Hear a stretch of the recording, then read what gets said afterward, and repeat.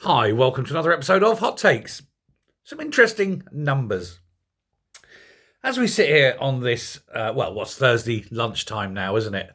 The numbers are that yesterday, the wind provided 0.1% of UK's energy. Solar provided precisely 0% of yesterday's energy. Gas provided 70%. There's some nuclear and some other sources as well. Weird, isn't it?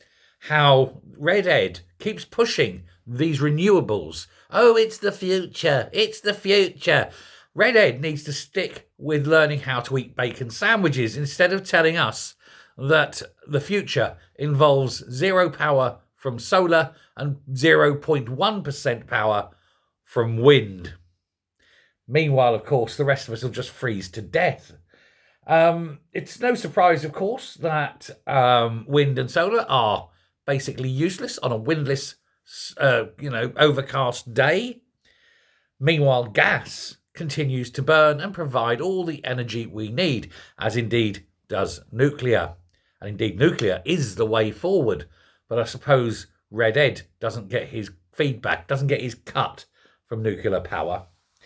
Renewable energy sources are quite simply not only not providing enough energy, but they never can. They can never provide enough energy for this country. And UK power prices have jumped to the highest level. And it's the most expensive energy in the world because they have to keep subsidising cheap gas to pay for very, very expensive wind. At the moment, it's £241.49 per megawatt hour, and the country that is a lump of coal in a sea of oil is importing energy because it can't generate enough here. Just a few weeks ago, and although the government deny it, that's a lie for them to deny it, Britain basically came within a gnat's bollock of running out of electricity, of actually having to have a whole-scale switch off.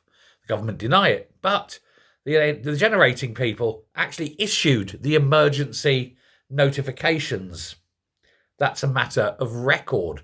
So they can deny it all they like, but they would just be, lying.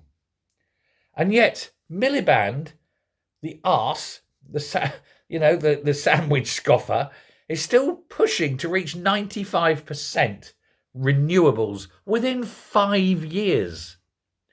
That would mean he would need to increase the number of wind farms in this country by not 100%, not 1,000%, but 10,000 times more windmills than we currently have. That's not 10,000 windmills. That's 10,000 times the current number of windmills. There would quite literally not be an area of Britain left. The whole country would be smothered in windmills, chopping up every bird, destroying every ecosystem, and leaving no room for people to live. Because this arse literally hasn't got a clue. We have to ask, how much money is he being paid by these people? Check his bank accounts, because someone like this is either ideologically, so wrapped in it that it affects even his reasoned thought, or he's on the take. I wouldn't like to say, but it's got to be one of the two, hasn't it? And we've got to stop the madness. It cannot physically be done in this country. And as soon as anyone in power can look at Miliband and go, yeah, everyone's right, you are a bell end, you are a knob, and fire him, the sooner that happens, the better. Thanks very much. Bye.